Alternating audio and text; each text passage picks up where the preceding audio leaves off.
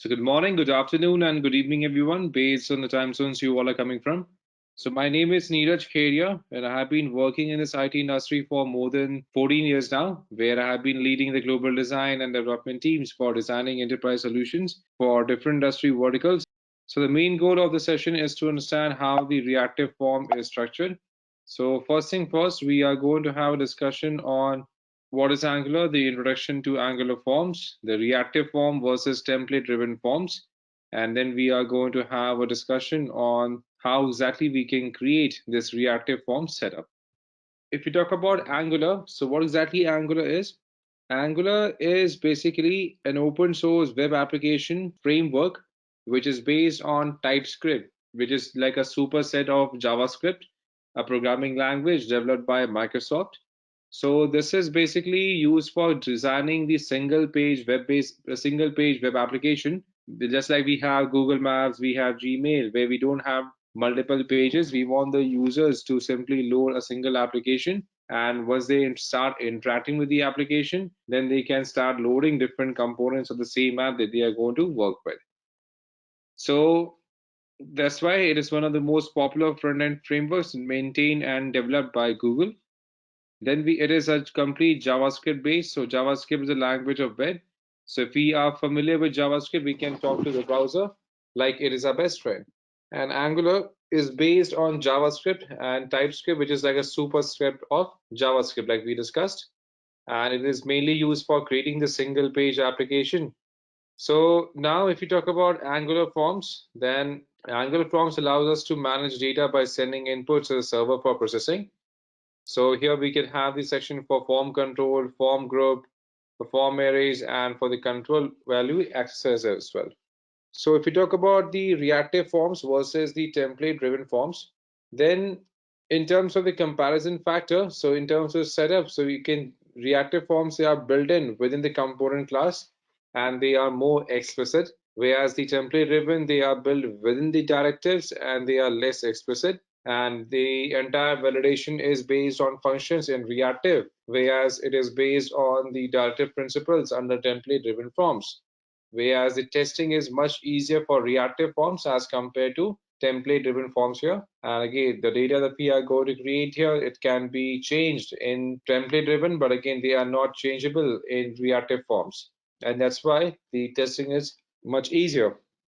We'll be talking about the entire structured component here as we proceed further. So even as a part of our discussion on Angular, so first of all, we discuss on the Angular basics, and then we discuss on Angular components and data binding as a part of again followed by hands-on. Then again we discuss on data binding and animations, again followed by hands-on. Then we discuss on Angular directives and pipes, again hands-on. Then we discuss on the Angular services and dependency injection, again hands-on. Again we discuss on RxJS and HTTP line, hands-on. On Angular routes and navigation, hands-on. Then we have Angular forms, and then we discuss about the form validation, and then towards the end the authentication with JWT and the security modules that we have defined here. So as we had discussed earlier, so we have template driven and then we have the reactive forms. So now let's see how exactly we can set it up, one template driven structure. So for setting up a reactive or we can say a React or an Angular application for creating the forms. So as a part of a use case, we are going to create simple reactive form. So this is going to be a registration form, and even going to look at how the validation is going to be defined. So here we can do one thing. Here we can type in ng new, and here we can call the app as, let's suppose, demo app. So ng is basically the command set that we get when we have the npm, and again ng already installed here. So we do want Angular routing, and we want to keep the CSS as a part of the default styling. So if you don't have Angular installed, you can and install Angular by using the Angular based command here. So there we can define how exactly we can download npm first as a part of Node.js, and then by using npm we can download the Angular package as a part of Angular CLI. So as you can see here, it is currently initializing the entire setup that needs to be done for Angular app. Once this is done, then we will be able to create a demo app. We will switch to this demo app, and then we'll be able to deploy it.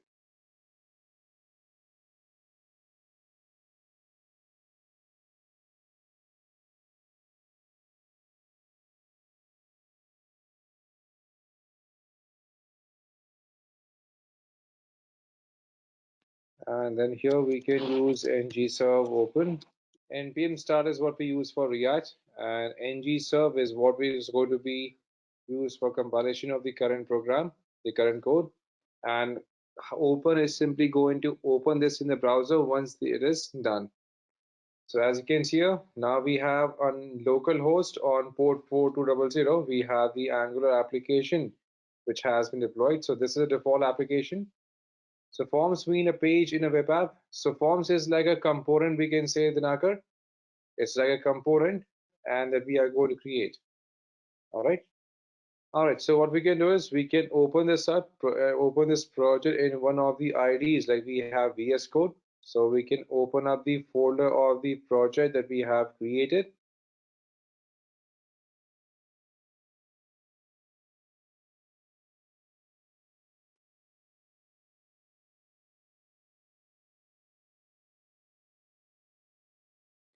So this is the main directory available for the Angular based application. Now, first thing first, we are going to deploy a module as well. So what we can do is for creating a component, or we can say for creating a component under this Angular, we can do one thing. We can simply run the command. So we can open up the terminal here as well. And to install one of the components, we can go ahead and use one statement here as ng G for generate, C for component, and then we can give the component name. Let's suppose here we want to call the component as reactive. So here we can define ng generate component as reactive. So the files required for having a component available, they are also going to be created automatically. So now we can see under app, we have reactive as a component added, and reactive component.css, .html, .specification, and .ts. TS here stands for TypeScript, so they all have been created automatically.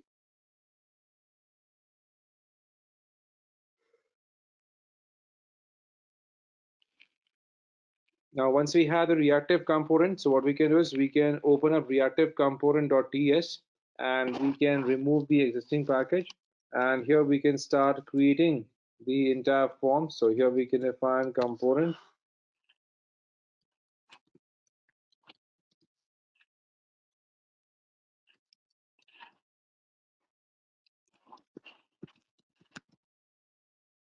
So this is going to be pulled from Angular core.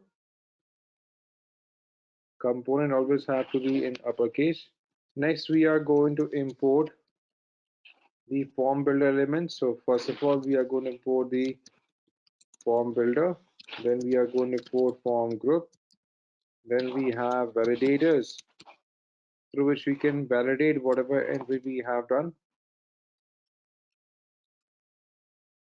And then we have this Angular code again.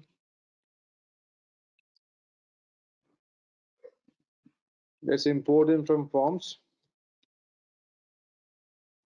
Then we are going to create the component. So here we can define for component.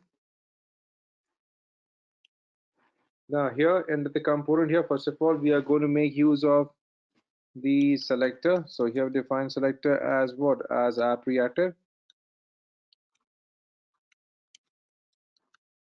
And then we can define the template URL.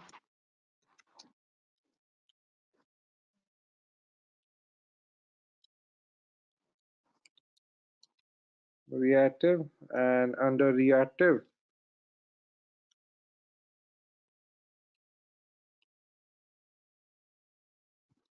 and then under reactive we have dot component.css, which is going to handle the styling.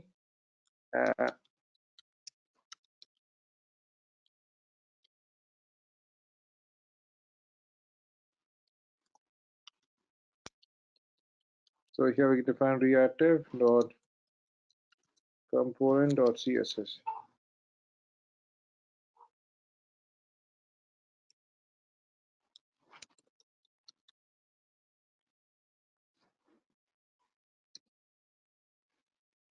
And for the template URL, we can keep it to HTML. And this for CSS. And then we can start by exporting the class. So here we define the class name as reactive component. So here we can define the name as suppose reactive component simply implements on init.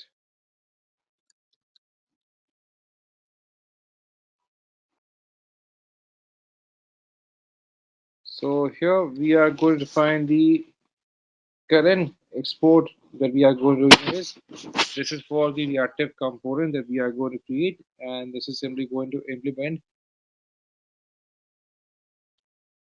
It simply implements the on it that we have created. Then we are going to find for registration form as well.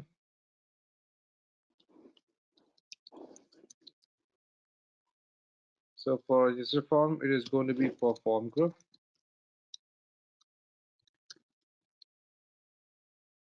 And then when we can define when this is submitted. If this is submitted, then this is going to be for false.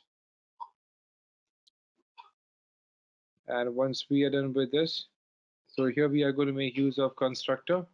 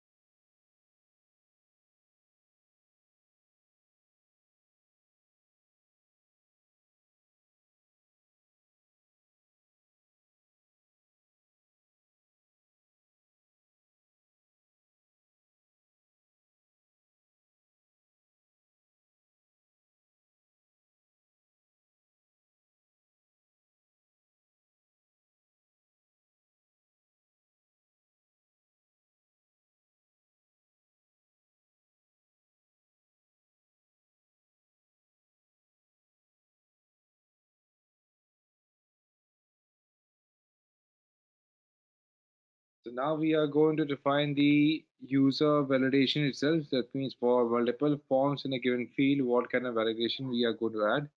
So for example, here this is going to be for the first name, the last name, and the email address that we wanted from the end users.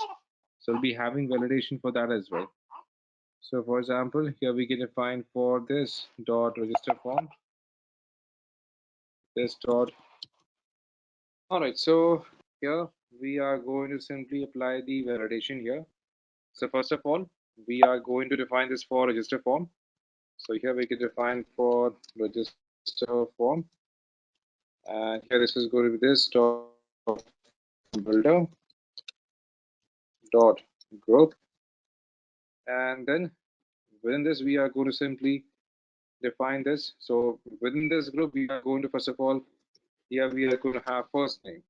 So first name validation should be what is apply, and then we can define the validator. That means if this is required field, then we can simply keep it as is required. Same way if we are going to define for last name. So again we can define whatever the value is, whatever the value is going to be, and then we can use validators dot required. So we want these values to be required. Same thing for email. So here we can define now for email we can have two different validations required. So for email, we'll be required to have a basic value entered, and for this, then again we need to have two validators. So here we can define first of all we can use validators dot required, and plus we also want the validation to be done for email address as well. So again, this is going to be validators dot email. That means the value that the users are going to enter, that should be verified as an email address as well. So for example, here we want to define only these terms. So here we can have it set, and then we can simply have the entire setup closed.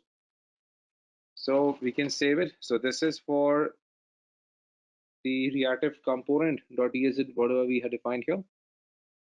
All right, so next we have to go back to this reactive component.html to actually create a form. So here we can define whatever form elements we want to be displayed. So for example, first of all, we can create our division class where we are going to find the division class as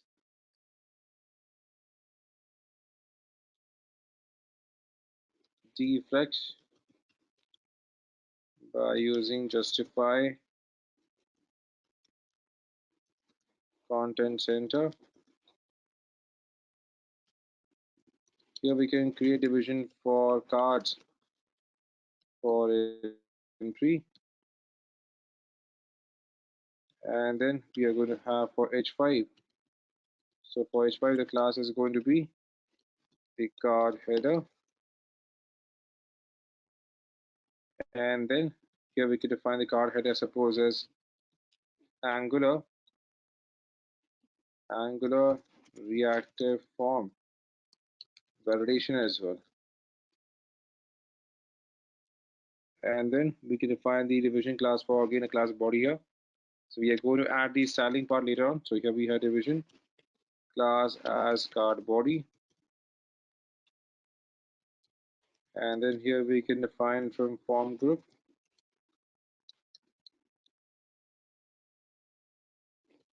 Since we have mapped this to register form, if we have noticed, it says we have mapped this to register form. So here we are going to define this for register form itself, like we have for register form. And here we can define what happens on submitting the form here. So this has to be put under double quotes. And then we can define what happens when this is submitted. So here we can define ng submit. Now, this action is what we have to create, but again, we haven't defined that yet. So we are going to keep it to none. So no action so far. And then we can define for division class. So this is going to be for a form row. And then we can define again another division class for a form group, and that for a given column. And then we can define a label. Suppose we want the first thing to be, let's say here we can create this for column 5. And then under the first label, as we are talking, here we are going to ask user to enter the user's first name. And then here we can define the input. So the input type is going to be text. And then here we have input type will be text. And then we can define the form control name is going to be first name. Then we have class as form control. And then we can close this division, and then we can open up another division. Same thing for last name, so we can copy this. So instead of first name, this is going to be last name. And under the form control name, this is going to be mapped to last name that we had defined. And then if you want, as you have seen, same way we can have for email as well.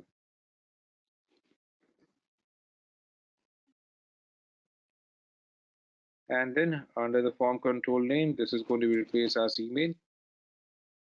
And then once everything is defined here in terms of the form row elements and all, so then before we close it, so here what we can do is we can simply close division. Or let's do one thing, let's close this division first in terms of the row, and here we can create another division as class as text and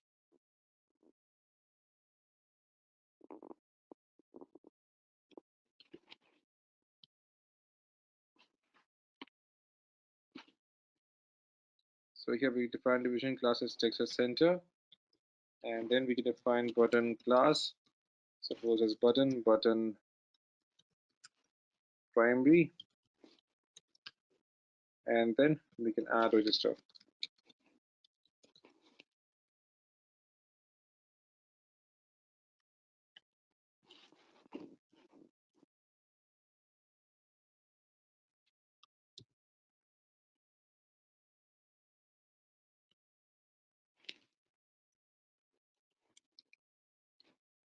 can set a temporary button for even for having the reset done.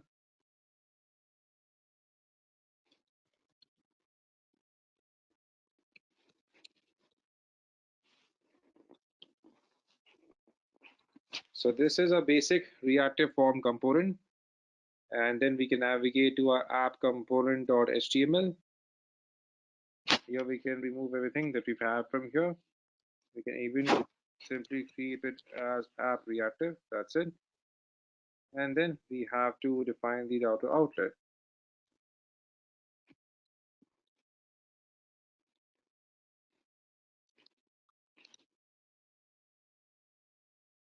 All right, so once we are done, so next we have to simply open up our app module.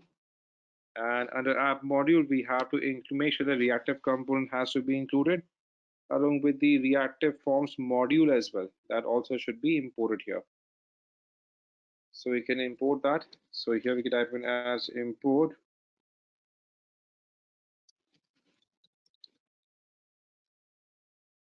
reactive forms module also has to be imported.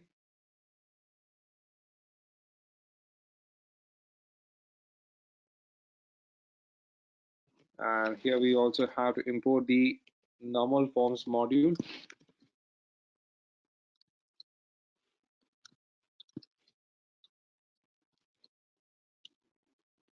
Again from Angular Forms. And whatever we are going to do, we are going to declare this as well as a part of app component, reactive component. And then we also going to make use of the C3 for now. And then under reactive import, so here we have to import the forms module that we have created. So here, first of all, we have to import the forms module. Then we have to import the reactive forms module. Now, once we are done with this, next we have to open up our index file to add the bootstrap references for the command lines that we have created. Just a moment. We can have CDN available that we can directly copy into our application. So Bootstrap can be integrated with almost anything. So we can copy this.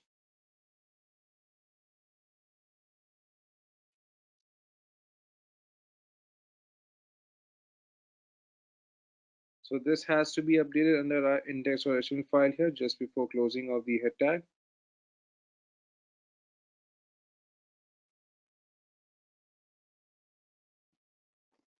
All right, so this is going to be the one that is going to be defined here. And whenever things are going to be saved, so the same thing is going to be visible in the browser. So these are the individual components that we have defined here, and whatever we are going to map this main register form from, so this is going to be mapped accordingly. That's how it is going to be defined. And we have to make sure we do include the same under the app components and the reactive components in the way they have been created, so that they can be joined, or they can be, or we can say they can be linked together. That's how it is going to be. So that's how we create the reactive forms. And we can wrap it up for today. So first of all, a big thank you to you all, everyone, for joining today's session. Take care. Bye-bye.